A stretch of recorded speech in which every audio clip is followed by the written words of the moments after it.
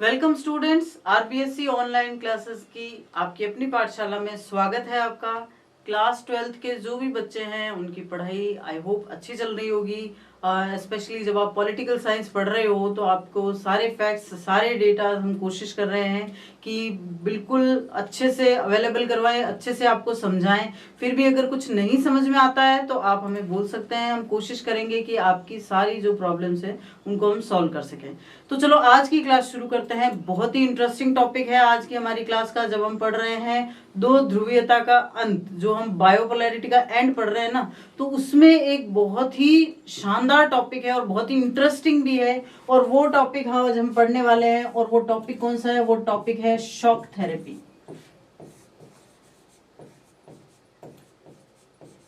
Shock therapy की हम बात करेंगे। शॉक क्या होता है? देखो, झटका लगता है किसी चीज का, झटका लगता है तो क्या होता है?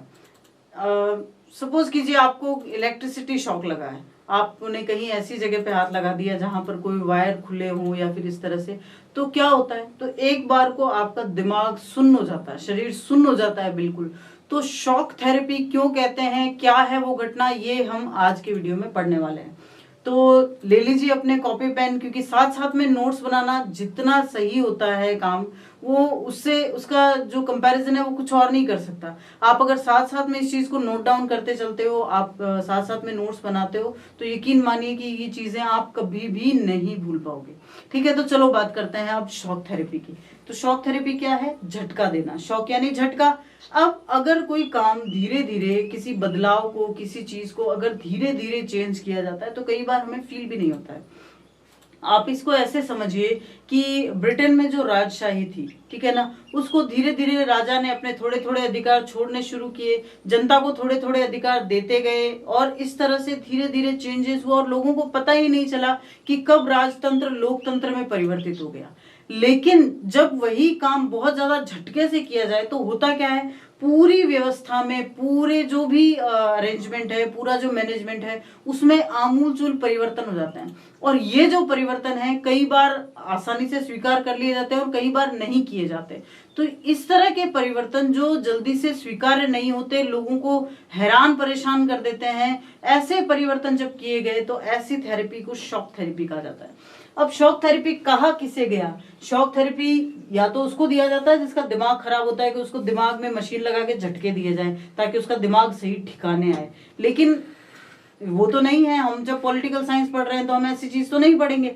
हम पढ़ रहे हैं, किसको पढ़ रहे हैं? हम बायोपोलैरिटी का एंड पढ़ रहे हैं, हम दो ध्रुवीयता का अंत पढ़ रहे हैं, हम शीत युद्ध का अंत पढ़ रहे हैं। तो ऐसे में हम शॉक थेरेपी किसे कहेंगे? आप सबको पता है कि सोवियत संघ में जो भी व्यवस्था लागू थी उसे क्या कहा गया? उसे साम्यवाद कहा गया। अब साम्यवाद होता क्या है?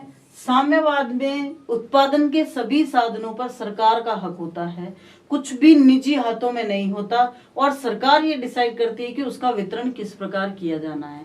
और हमने देखा कि सारा जो शीत युद्ध चला वो दो विचारधाराओं की जो है उनकी लड़ाई, उनकी जो भी संघर्ष था उसी के आधार पर चला।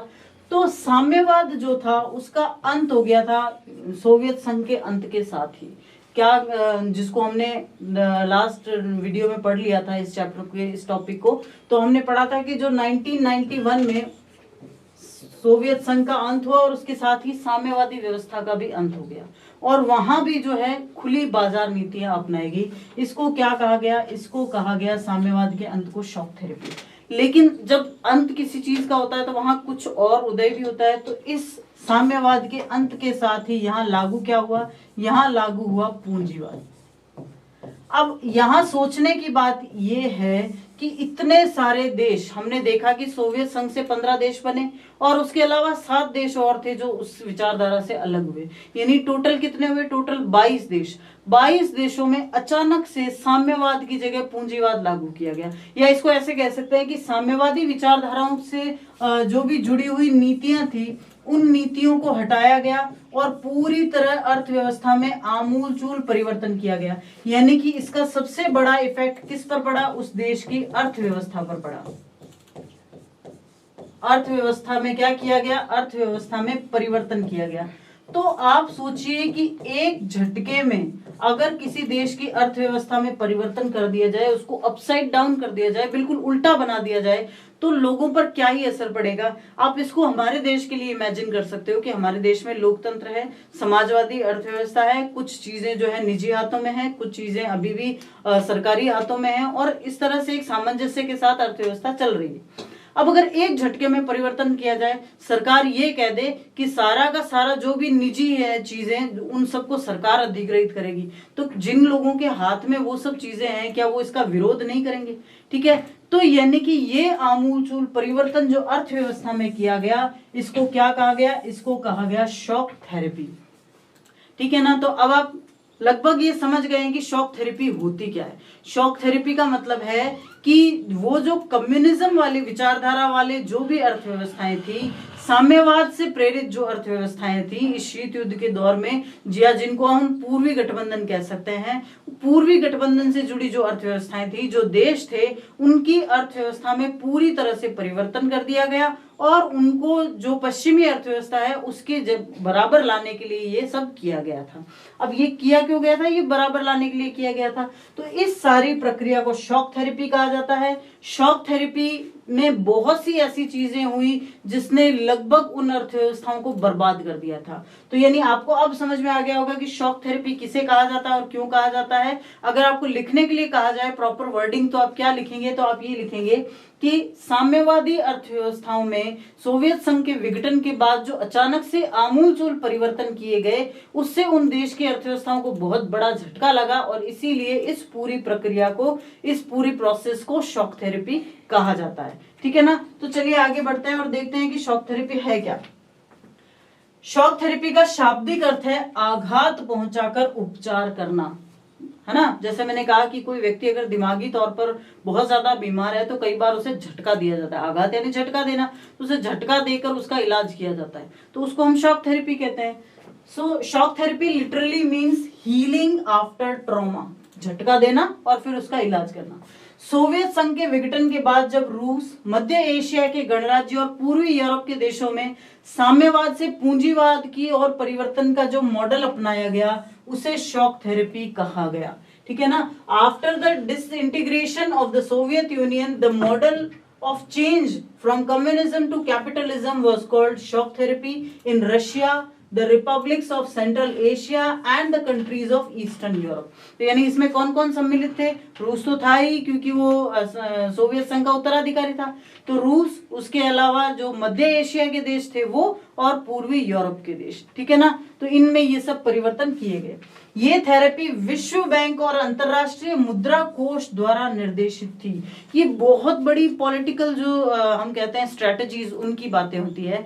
जब संयुक्त राष्ट्र संघ का गठन किया गया तो 5 देश जो थे वो उसमें गठनकर्ताओं में सबसे मुख्य रहे, जिनको अभी भी हम स्थायी सदस्यों के नाम से जानते हैं।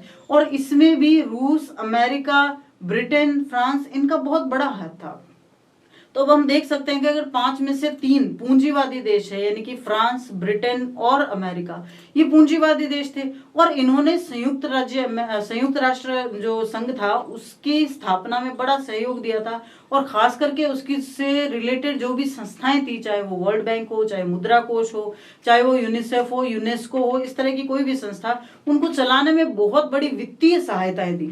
तो अब जब वित्तीय सहायता, आर्थिक सहायता, जब फाइनेंस एड दिया जाता है, फाइनेंशियल हेल्प की जाती है, तो ऑब्वियसली वो संस्था कहीं ना कहीं उस हेल्प करने वाले के विचारों से प्रेरित रहेगी। तो जब अंतरराष्ट्रीय मुद्रा कोष और विश्व बैंक को अमेरिका और अन्य पूंजीवादी देशों ने बहुत ज्यादा हेल्प की, तो हुआ क्या, इन्होंने वही काम करने शुरू किए जो पूंजीवाद को बढ़ावा देते हैं। तो इस तरह से इन्होंने रूस की अर्थव्यवस्था को इस तरह से निर्देशित करना शुरू किया, सोवियत संघ की अर्थव्यवस्था को, कि आखिरकार ये शॉक थेरेपी द्वारा वो भी पूंजीवाद में कन्वर्ट हो गई। तो इस तरह से ये जो थेरेपी है, ये बहुत अच्छा क्वेश्चन है कि ये थेरेपी किसके द्वारा निर्देशित है? विश्व बैंक और अंतरराष्ट्रीय मुद्रा कोष द्वारा निर्देशित थी। This therapy was guided by the world bank and the international monetary fund, IMF द्वारा निर्देशित थी। ये आपको ध्यान में रखना है। अब इसमें होता क्या है, विशेषताएं क्या होती है? एक तो देश में पूंजीवादी अर्थव्यवस्था हो गई, जो साम्यवाद था उसको हटा दिया गया, उसकी जगह पूंजीवादी अर्थव्यवस्था ले आई गई। देश में निजी स्वामित्व का होना, पहले निजी जैसा कुछ भी नहीं था, कोई संपत्ति निजी नहीं, कोई बिजनेस निजी नहीं, कोई नौकरी निजी नहीं, सब कुछ सरकार के हाथ में। लेकिन अब निजी स्वामित्व जैसी चीजें जो है वो अर्थव्यवस्था में शामिल हो गई। राज्य की संपदा का निजीकरण होना, इसका मतलब जो संपत्ति राज्य के पास है वो धीरे धीरे निजी हाथों में बेच दी जाएगी।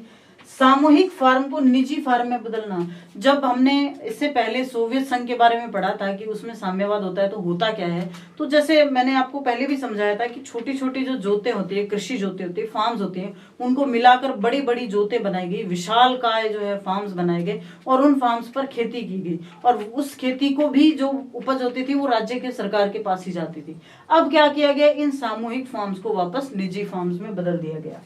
पूंजीवादी पद्धति से खेती करना, पूंजीवादी व्यवस्था को अपनाने के लिए वित्तीय खालीपन और मुद्राओं की आपसी परिवर्तनीयता और मुक्त व्यापार की नीति महत्वपूर्ण मानी गई। ये चीजें क्या है, देखो हम सबको पता है कि भारत के रुपए की अगर देखा जाए तो डॉलर में कीमत क्या है, या पौंड की भारतीय रुपए में कीमत क्या है, या जो यूरो है, एक जो यूरोप की जो भी करेंसी है उसकी भारत में कीमत क्या है भारतीय रुपए में, तो वो हम इन सब चीजों से परिचित है, ठीक है ना। तो ये पहले नहीं होता था, इससे पहले जो ये शॉक थेरेपी थी उससे पहले ये सब नहीं होता था, इस तरह से मुद्राओं का परिवर्तनीयता जो है वो मान्य नहीं थी, लेकिन अब पूरे विश्व में मान्य है, ठीक है ना। अब पूरे विश्व में ऐसा होता है कि जो रूस की मुद्रा है रूबल, उसकी क्या कीमत है हम सबको पता होती है, येन जो जापान की है उसकी क्या कीमत होगी, या जो इटली की लीरा है उसकी कीमत क्या होगी, या जो ऑस्ट्रेलियन डॉलर है उसकी कीमत क्या होगी। यानी कहने का मतलब ये कि अब हम सारी जो भी करेंसीज है,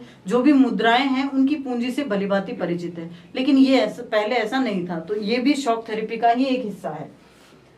साथ ही मुक्त व्यापार, मुक्त व्यापार का मतलब आसानी से कुछ नियमों के साथ आयात किया जा सके, निर्यात किया जा सके, दूसरे देश आपके देशों में आकर कंपनीज लगा सके, उसके लिए कुछ नियम तो थे लेकिन वो ऐसा कर सके, उसको कहते हैं मुक्त व्यापार। फिर पश्चिमी देशों की आर्थिक व्यवस्था से जुड़ाव, इससे पहले जो सोवियत संघ की अर्थव्यवस्था थी उसका कोई भी लेन देन पश्चिमी देशों की अर्थव्यवस्था के साथ नहीं था, लेकिन अब ये लेन देन भी शुरू हो गया। So the features of this shock therapy was having a capitalist economy in the country, then private ownership in the country, privatisation of state property, change of collective forms to private farms, जो खेत थे बड़े बड़े उनको वापस private forms में बदल दिया गया। Capitalist farming, the policy of financial openness, mutual convertibility of currencies and free trade were considered important for the adoption of capitalist system, and then linked to the economic system of western countries। और ये सबसे बड़ा इसका उदाहरण माना जा सकता है कि भाई शॉक थेरेपी में सबसे बड़े चेंजेस क्या हुए, यही सबसे चेंजेस हुए बड़े बड़े, इसीलिए इसको शॉक थेरेपी कहा जाता है, क्योंकि ये चेंजेस एक झटके के साथ किए गए। ऐसा नहीं है कि अब कुछ नीतियां इसके लिए बनाए, थोड़े दिन रुके, इसका जो है उसका जो भी प्रभाव पड़ रहा है वो देखें, फिर रुके, फिर कुछ नीतियां बनाए, ऐसा कुछ नहीं था, अचानक से सब कुछ परिवर्तन, ठीक है ना। अब हम देखते हैं कि ये जो शॉक थेरेपी की गई थी उस शॉक थेरेपी के परिणाम क्या निकले, या उससे पहले हम पढ़ते हैं कि इसके कारण क्या थे, क्यों ये शॉक थेरेपी दी गई, क्यों झटके दिए गए इस तरह से अर्थव्यवस्था को। तो हम पहले कारणों में विचार करते हैं। तो आप कारणों में जब जाओगे तो सबसे पहला कारण साम्यवादी अर्थव्यवस्था स्वयं है। साम्यवाद की जो पिछड़ापन था वो इसका सबसे बड़ा कारण रहा। सबसे बड़ा कारण यही रहा कि साम्यवाद जो है अर्थव्यवस्था वो अपने आप में खोखली अर्थव्यवस्था साबित हुई, अपने आप में ऐसी अर्थव्यवस्था बन गई जो अपने आप को बनाए नहीं रख सकी, इसलिए इसमें परिवर्तन करना पड़ा। देखो जब सब कुछ सरकार के हाथ में चला गया तो ऐसा तो नहीं कि सरकार में सबके सब दूध के धुले बैठे थे, ऐसा तो नहीं है कि सबके सब इतने ईमानदार थे कि उनके चरित्र पर कोई दाग ही नहीं हो। ऐसा होने लगा कि जब सारी जो व्यवस्थाएं हैं, सारी जो चीजें हैं सरकार के हाथ में चली गई, तो जो सरकार में लोग थे वो भ्रष्टाचारी हो गए। उन्होंने सोचा कि हम तो अपना जेबें पहले भरे, उसके बाद में देखते हैं कि लोगों में क्या वितरित करना है। और यही जो चीज थी इससे उन लोगों की तो जेबें भरती गई और जो आम जनता थी वो इस चीज के विरोध में आती गई। तो साम्यवाद अपने पिछड़ेपन के कारण अपने पतन का खुद कारण बना। इसका दूसरा कारण हम कह सकते हैं गोरबाचोव की जो नीतियां थी,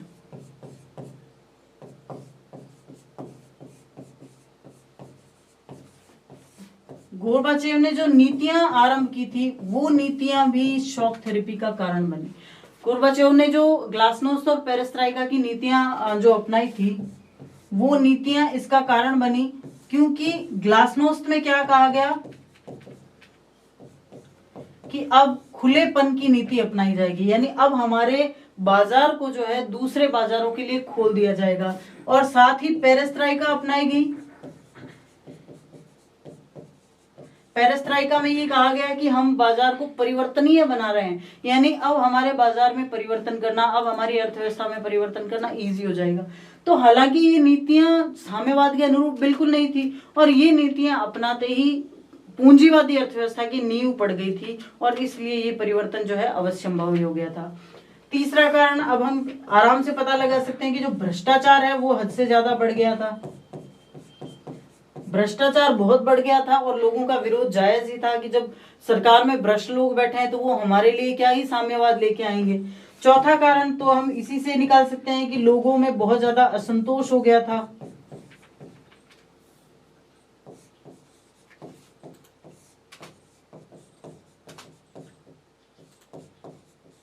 लोगों में बहुत असंतोष हो गया था। पांचवा कारण हम इसका ये भी गिना सकते हैं कि जो देश सोवियत संघ के साथ जुड़े थे उन देशों में इस वजह से बहुत ज्यादा गृह युद्ध हो गए थे असंतोष की वजह से। तो जो साथी देश थे सोवियत संघ के, उनमें गृह युद्ध छिड़ गए थे, साथी देशों में गृह युद्ध छिड़ गए थे, और इससे वो देशों में जरूरी हो गया कि कुछ बदलाव किया जाए, और यही बदलाव धीरे धीरे सोवियत संघ के पूरे बदलाव का कारण बना। तो ये कुछ रीजंस ऐसे दिए जा सकते हैं कि इनकी वजह से कहीं ना कहीं शॉक थेरेपी दी जानी जरूरी हो गई। हालांकि शॉक थेरेपी इतनी अनिवार्य नहीं थी, वो चाहते तो धीरे धीरे इसमें चेंजेस कर सकते थे, लेकिन ऐसा किया नहीं गया, और जैसे ही सारे देश अलग हुए वैसे ही उनको झटके के साथ अलग कर दिया गया, और पूरी अर्थव्यवस्था में जो है आमूलचूल परिवर्तन कर दिया गया। अब देखो हम एक बार इनको कॉम्प्रिहेंसिवली पढ़ लेते हैं। सबसे पहला कारण यही था कि आर्थिक रूप से पिछड़ापन। रूस आर्थिक रूप से पश्चिमी देशों से काफी पिछड़ चुका था। क्यों? क्योंकि वहां साम्यवाद था। यहाँ की जनता इस बात को अच्छे से जानती थी, और जनता को लगता था कि साम्यवादी अर्थव्यवस्था ही पिछड़ेपन का कारण है। ठीक है। Due to the economic backwardness, Russia was economically backward from the countries of the west. The people here knew this very well. The public thought that the communist economy was the reason for this backwardness. तो ये सबसे बड़ा कारण बना, जो हमने पहले भी पढ़ा कि साम्यवाद का पिछड़ापन ही सबसे बड़ा कारण साबित हुआ। दूसरा कारण भ्रष्टाचार। भ्रष्टाचार के बढ़ने के कारण सभी शक्तियां सरकार के हाथों में थी, जिससे सरकारी कर्मचारी भ्रष्ट हो गए और परिणाम स्वरूप जनता की कठिनाइयां बहुत बढ़ गई थी। Due to the rise of corruption, all the powers were in the hands of government, due to which the government employees become corrupt, and as a result, the difficulties of the public increased a lot. और आप जनता को कब तक नाखुश रख सकेंगे? क्योंकि जनता एक लिमिट तक ही सहन करती है, उसके बाद में वो सत्ता में परिवर्तन करती है। अब चाहे वो चुनाव के माध्यम से एंटी इनकम्बेंसी वोट दे के किया जाए, और या फिर वो अगर चुनाव नहीं हो तो आंदोलन के माध्यम से करेगी, तो जनता परिवर्तन को हमेशा ही स्वीकार करती है। क्यों करती है? क्योंकि वो एक चीज में जब भ्रष्टाचार आ जाता है तो जनता में असंतोष फैल ही जाता है। फिर संसाधनों का गलत प्रयोग। सोवियत सरकार ने ज्यादातर धन कहाँ लगाया था? हथियारों की होड़ में खर्च कर दिया, जिसके कारण जनता की मूलभूत आवश्यकता पूरी नहीं हो सकी और लोग साम्यवाद से घृणा करने लगे थे। ठीक है ना। misuse of resources. Soviet government spent most of the money in arms race, due to which the basic needs of the people could not be met and the people started hating communism. देखो शीत युद्ध हमने पढ़ा, शीत युद्ध का base क्या था? यही हथियारों की होड़। अमेरिका ने परमाणु बम बनाए, रूस ने भी बनाए, उसने हाइड्रोजन बम बनाए, रूस ने भी बनाए, उसने जो पनडुब्बियां बनाई तो रूस ने भी बनाई, उसने बैलिस्टिक मिसाइल्स बनाई तो रूस ने भी बनाई। तो ये जो होड़ लगी हुई थी, इस होड़ की वजह से ज्यादातर धन तो वहां खर्च हो रहा था। अब जो धन सरकार के पास लोगों के लिए था, साम्यवाद में सारा धन सरकार के पास था, जो लोगों के लिए था वो वहां खर्च हो रहा है, तो लोगों में गुस्सा होना जायज ही था। अगला कारण है गोर्बाचेव की नीतियां। गोर्बाचेव ने सुधार करने का प्रयास तो किया, लेकिन साम्यवादी दल के नेता अपनी सत्ता और विशेष अधिकारों के कारण खुश नहीं थे, और इस कारण वो जो सुधारों की जो गति थी वो बहुत धीमे हो गई। तो वहां की जनता ने सुधारों की धीमी गति के कारण अपना धीरज खो दिया। Gorbachev's policies, Gorbachev tried to reform, but the leaders of the Communist Party were not happy because of their lack of power and special rights. The people there also lost their patience due to the slow pace of reforms. तो दोनों ही कारण, एक तरफ तो जो सत्ताधारी थे वो वैसे विरोध कर रहे थे कि आप सुधार कर ही क्यों रहे हो, ये बदलाव कर ही क्यों रहे हो, और जनता इस तरह से परेशान थी कि ये बदलाव इतने धीमे क्यों हो रहे हैं। फिर साम्यवादी दल की तानाशाही, सोवियत संघ में शासन की सभी शक्तियां एक ही दल के पास थी, साम्यवादी दल के पास, और अन्य दलों पर प्रतिबंध था, जिसके कारण वहां एक दल की तानाशाही, डिक्टेटरशिप जो है वो स्थापित हो गए थे। Communist Party dictatorship in the Soviet Union, all the powers of governance were with the Communist Party and there were restrictions on other parties, due to which the dictatorship of one party was established there. और जहां तानाशाही होती है वहां हमेशा मनमानी होती है और जनता मनमानी को कभी स्वीकार नहीं करती। फिर है सीमित नागरिक अधिकार। सोवियत संघ में विचार अभिव्यक्ति, धार्मिक स्वतंत्रता, राजनीतिक स्वतंत्रता और अन्य नागरिक अधिकारों पर प्रतिबंध था, जिसके कारण आम जनता साम्यवाद के विरुद्ध हो गई। साम्यवाद में यही होता है कि आप सरकार के खिलाफ बोल नहीं सकते, सरकार के खिलाफ लिख नहीं सकते, सरकार के खिलाफ आंदोलन नहीं कर सकते, और अगर ऐसा नहीं होता है तो जनता में असंतोष पैदा हो जाता है। Limited civil rights. In the Soviet Union, there were restrictions on expressions, religious freedom, political freedom and other civil rights, due to which the general public turned against communism. तो साम्यवाद के खिलाफ जब जनता हो गई तो एक मात्र शॉक थेरेपी ही वो उपाय बचा रहा, जिसकी वजह से इनमें चेंजेस किया जाता, और चेंजेस को बाद में किस तरह से स्वीकार किया गया, चेंजेस के क्या परिणाम निकले, ये हम अब देखेंगे। आप पहले इसका स्क्रीनशॉट ले लीजिए।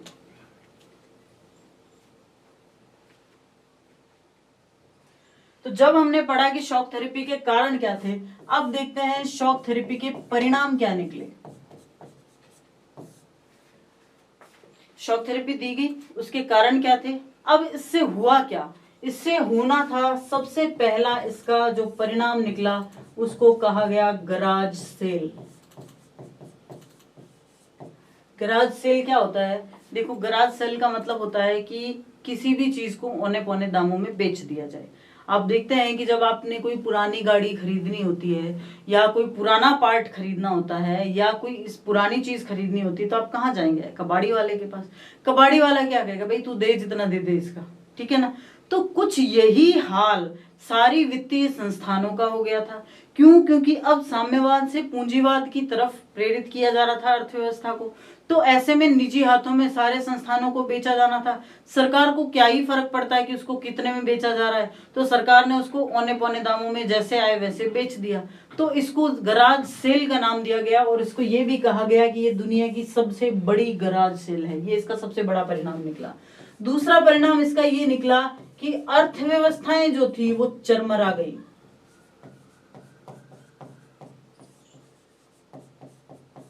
अर्थव्यवस्थाएं चरमरा गई मतलब बिल्कुल नष्ट होने की कगार पर आ गई। बहुत सी अर्थव्यवस्थाएं खासकर जो देश सोवियत संघ से अलग हुए थे उनकी अर्थव्यवस्थाएं तो दिवालिया होने की कगार पर आ गई थी इस शॉक थेरेपी की वजह से। क्यों? क्योंकि उनको समय नहीं दिया गया अपनी अर्थव्यवस्था को संभालने का, उसमें परिवर्तन करने की नीतियां बनाने का, और अचानक से घोषित कर दिया गया कि हाँ सब कुछ बदल रहा है। तो ये सबसे इसका बुरा इफेक्ट पड़ा। तीसरा इसका इफेक्ट पड़ा कि जनता को बहुत ज्यादा परेशानी हुई।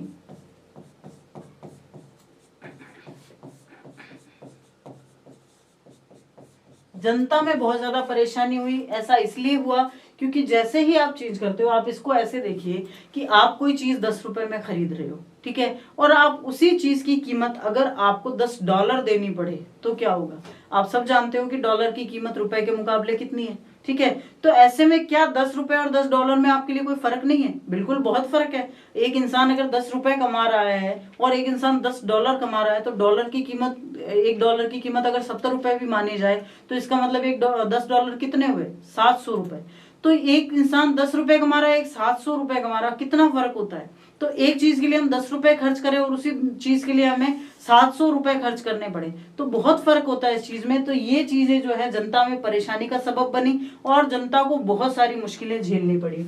इसका एक बहुत बड़ा परिणाम ये भी निकला, तो जो रूबल थी रूबल रूस की जो मुद्रा है उसका नाम है।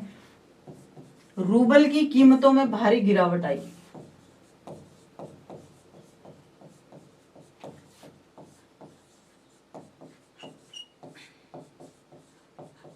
भारी गिरावट आई, बहुत ज्यादा कम हो गई रूबल की कीमतें। और जब किसी देश की मुद्रा की कीमतें बहुत ज्यादा घट जाती है तो उसके बहुत बुरे इफेक्ट पड़ते हैं। एक तो वहां उस देश में महंगाई बहुत ज्यादा बढ़ जाती है क्योंकि उस देश की मुद्रा की कीमत घट गई है। तो मुद्रास्फीति जिसे कहते हैं, उस मुद्रास्फीति की वजह से महंगाई बहुत बढ़ जाती है। तो इसका एक परिणाम मुद्रास्फीति भी रहा।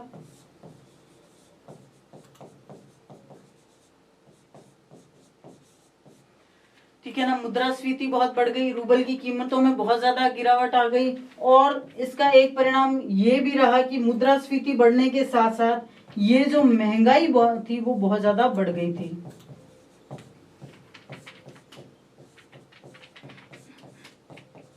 यानी कुल मिलाकर शॉक थेरेपी से अर्थव्यवस्थाओं में परिवर्तन तो हुआ, लेकिन ये परिवर्तन कहीं ना कहीं उन देशों की जनता को परेशान करने वाला रहा।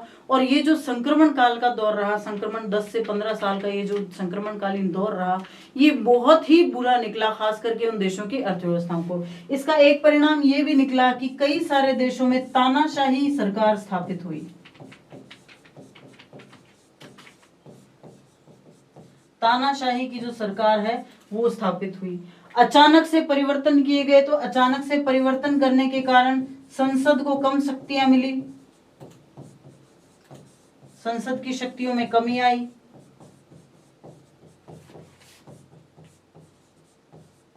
आप इसको ऐसे समझिए कि जैसे भारत का जो संविधान है बहुत सोच समझ के बनाया गया है, संसद को पूरी शक्तियां दी गई, लेकिन यहाँ शॉक थेरेपी की वजह से अचानक से सब चेंज कर दिया गया। तो इतना सोचा नहीं गया, और ठीक है भाई निजी हाथों में जा रहा है, जाने दो, संसद की शक्तियां यहाँ कम हो रही है, कोई बात नहीं। तो ऐसे में संसद की शक्तियां बहुत कम हुई, और जैसे ही संसद की शक्तियां कम हुई वैसे ही तानाशाही सरकार को आने के चांसेस बहुत ज्यादा बढ़ गए। तो ये कुछ कॉन्सिक्वेंसेज है जो शॉक थेरेपी की वजह से मिले थे। इनको कॉम्प्रिहेंसिवली पढ़ लेते हैं हम ताकि आपको अब अच्छे से समझ में आ गए। सबसे पहला परिणाम निकला कि शॉक थेरेपी साम्यवाद से पूंजीवाद की ओर परिवर्तन का एक अच्छा तरीका साबित नहीं हुआ। ये जैसा मैंने कहा कि अगर सोच समझ के नीतियां बनाकर धीरे धीरे परिवर्तन किया जाता तो शायद कुछ बेटर रिजल्ट्स निकल सकते थे, लेकिन शॉक थेरेपी यानी झटके में सब कुछ बदला गया, तो ये कोई बहुत अच्छा फैसला नहीं था। Shock therapy did not prove to be a good way to transitioning from communism to capitalism. इसके कारण पूरे क्षेत्र की अर्थव्यवस्था पूरी तरह से तहस नहस हो गई थी। Due to this the economy of the entire region was completely destroyed. ये इसका दूसरा परिणाम रहा। अगला, रूस का औद्योगिक ढांचा ही नष्ट हो गया, जो पूरा, क्योंकि पूरी इंडस्ट्रियल जो स्ट्रक्चर बनाया गया था वो किस बेस पर बनाया गया था, ताकि सब कुछ उत्पादन के साधन सरकार के हाथ में रहे। अब अचानक से सारा स्ट्रक्चर का आप मूल ही चेंज कर रहे हो, बेस ही चेंज कर रहे हो, तो वो सारा ढांचा, सारा स्ट्रक्चर नष्ट हो गया। The industrial structure of Russia was destroyed. लगभग 90% उद्योगों को निजी कंपनियों को बेचा गया। इसे इतिहास की सबसे बड़ी गैराज सेल कहा जाता है, क्योंकि इससे सभी उद्योगों को औने पौने दामों में और बहुत ही कम दामों में बेच दिया गया था। About 90% of the industries were sold to private companies. It is called the largest garage sale in history because it is in this all the important industries were sold at throwaway prices and very low prices. Throwaway prices मतलब कि चाहे फेंक दो चाहे बेच दो, एक ही बात है। तो उस कीमतों में उद्योगों को बेचा गया। तो आप सोच सकते हैं कि जब लोगों ने उसको खरीद लिया तो उन उद्योगों की क्या ही कीमत रह गई थी, उनके शेयर्स की जो है इंटरनेशनल मार्केट में वैल्यू कितनी डाउन हो गई थी। रूसी मुद्रा रूबल में भी भारी गिरावट हो गई और कीमतें बहुत ज्यादा बढ़ गई, जिसके कारण लोगों की जमा पूंजी समाप्त हो गई थी। अब एक चीज जो 10 रूबल में मिल रही है वही चीज 100 रूबल में मिलने लग जाए तो लोगों ने जो भी जमा कर रखा वो तो जल्दी जल्दी खत्म हो गई, महंगाई बहुत बढ़ेगी। The Russian currency ruble fell heavily and the prices increased greatly, due to which the deposits of the people were exhausted. सामूहिक खेती प्रणाली के खत्म होने के कारण खाद्यान्न सुरक्षा समाप्त हो गई, जिसके कारण खाद्यान्न आयात करना पड़ा। पहले जो कम्युनिज्म फार्मिंग की जाती थी वो तो खत्म कर दी गई। तो अब क्या हुआ, कम्युनिज्म फार्मिंग में जितनी भी उपज हुई उसको लोगों में बराबर बांटा जाता था, तो लोगों में एक फूड सिक्योरिटी, एक खाद्यान्न सुरक्षा की भावना थी। अब वो तो खत्म हो गया, क्योंकि जिसने उगाया उसने अपने पास रख लिया सब कुछ। तो इसके कारण खाद्यान्न को इंपोर्ट करना पड़ा, आयात करना पड़ा था। Due to the end of the collective farming system, food security ended, due to which the food grains had to be imported. उसके अलावा सकल घरेलू उत्पाद यानी जीडीपी में भी बहुत ज्यादा कमी आई थी। There was a decrease in the gross domestic product of that country, especially Russia. गरीब अमीर के बीच का अंतर बढ़ गया। समाज कल्याण की पुरानी व्यवस्था समाप्त होने के कारण गरीबी में वृद्धि हुई। अब हमने देखा कि सब कुछ निजी हाथों में बेच दिया, तो जिनके पास थोड़ी बहुत सेविंग्स थी उन्होंने तो खरीद लिया, बाकी क्या करते? तो जिन्होंने खरीदा उन्होंने तो अपने बिजनेसेस वापस स्टार्ट कर लिए। अब वो पूंजीपति होते चले गए और जो गरीब थे वो मजदूरों के श्रेणी में आ गए और वो और ज्यादा गरीब होते चले गए। तो ये जो इकोनॉमिक डिफरेंसेस बढ़ा, ये कम्युनिज्म में तो नहीं था, क्योंकि साम्यवाद का मतलब ही होता है कि सबको बराबर रखना, जैसी जिसमें योग्यता है उसके अनुसार उसको मिल जाए। लेकिन पूंजीवाद में क्या होता है, जिसके पास पूंजी है वो उसको बढ़ाता जाएगा और जो मजदूर वर्ग है वो और गरीब होता जाएगा। तो अब ये व्यवस्था समाप्त होने के कारण गरीबी और अमीरी में अंतर भी बहुत ज्यादा बढ़ गया था। The gap between the poor and the rich winded, poverty increased due to the end of old system of Soviet welfare. Mafia वर्ग का उदय हुआ, जिसके द्वारा अधिकतर आर्थिक गतिविधियों पर नियंत्रण कर लिया गया। माफिया क्या होते हैं, किसी एक चीज पर अपना सारा कब्जा जमा के बैठ जाते हैं, मोनोपोली जमा लेते हैं और किसी दूसरे को उसमें एंटर ही नहीं करने देते। जैसे हम सुनते हैं ना, बजरी माफिया, भू माफिया, है ना। तो इस तरह से इस एक नए ही वर्ग का उदय उस समय हो गया था। The rise of the mafia class by which most of the economic activities were controlled. Shock therapy के कारण लोकतांत्रिक संस्थाओं की स्थापना की तरफ ध्यान नहीं दिया गया। पूरा ध्यान जो है वो अर्थव्यवस्था को बदलने पर केंद्रित किया गया। कहीं भी लोकतांत्रिक संस्थाओं की बात नहीं की गई, जो कि बहुत ज्यादा इंपॉर्टेंट थी। शक्ति जो जनता के हाथ में जानी थी वो नहीं गई। जनता के हाथ से उत्पादन के साधन तो छीन लिए गए, लेकिन शक्ति भी नहीं दी गई। तो ये एक बहुत ही बुरा प्रभाव पड़ा। Due to shock therapy, attention was not paid to the establishment of democratic institutions. संविधान बहुत जल्दबाजी में तैयार किया गया और इससे संसद अपेक्षाकृत कमजोर संस्था रह गई थी। The constitution was drafted in a hurry and this left the parliament a relatively weak institution. अभी हमने पढ़ा कि जब फटाफट में संविधान बनाया गया तो उसकी सुरक्षा के लिए, उसकी शक्ति प्रदान करने के लिए बहुत ज्यादा प्रावधान नहीं किए गए और संसद एक बहुत ही कमजोर संस्था बन गई। राष्ट्रपति को अधिक शक्तियां देने के कारण सत्तावादी राष्ट्रपति शासन हो गया। Simultaneously giving more powers to the president led to authoritarian presidential rule.